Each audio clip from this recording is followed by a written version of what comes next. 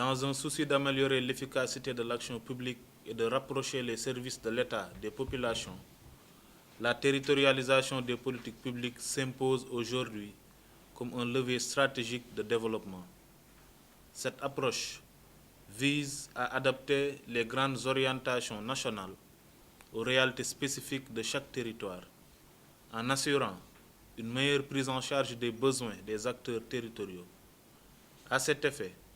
l'élaboration de plans de développement territorial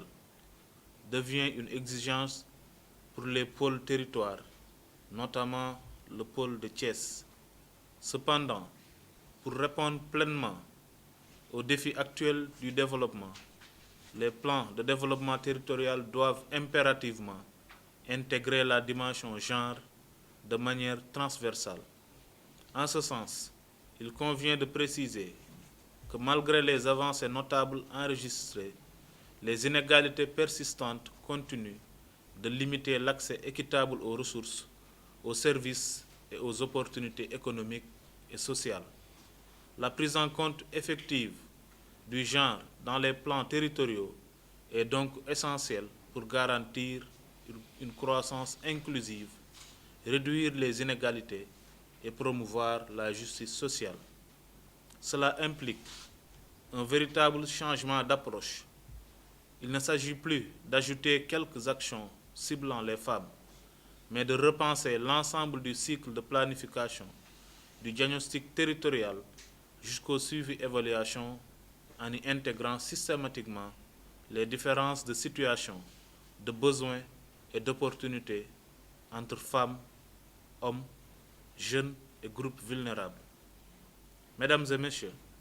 l'État du Sénégal, à travers les nouvelles orientations politiques, a mis en place l'agenda national de transformation Sénégal 2050, avec comme cadre opérationnel la stratégie nationale de développement 2025-2029. À cet effet, le développement appelle les efforts conjugués de tous et de toutes, de chacune et de chacun d'entre nous, dans une démarche holistique et inclusive qui ne doit laisser personne en rade. C'est ce que le Sénégal, sous la vision éclairée de son Excellence Monsieur le Président de la République, a vite compris en accordant une importance incommensurable et un intérêt majeur aux questions de genre, d'équité et d'égalité des chances dans les politiques publiques et instruments de planification. Dans ce contexte, la mise en œuvre de la stratégie nationale de développement et la territorialisation des politiques publiques, le renforcement des capacités des acteurs territoriaux en matière d'intégration du genre dans la planification territoriale apparaît comme une exigence institutionnelle et opérationnelle. Il vise à garantir l'alignement des plans territoriaux sur les référentiels nationaux en matière d'équité et d'égalité de genre, ainsi que sur les priorités de développement durable. L'atelier de ce jour, organisé par la Direction générale de la planification des politiques publiques et le projet de renforcement institutionnel pour l'équité et l'égalité de genre, vise à vulgariser et à sensibiliser le plus largement possible sur cette question. Ainsi,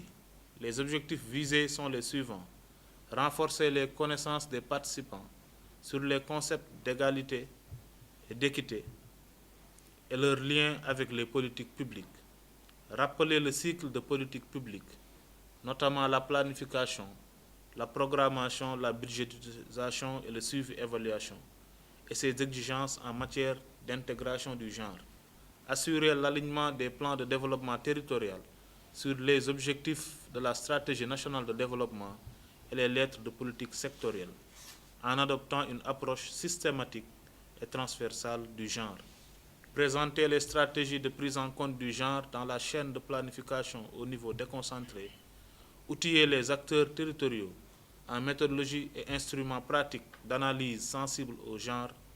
de formulation d'objectifs et d'indicatifs, de budgétisation et de suivi-évaluation,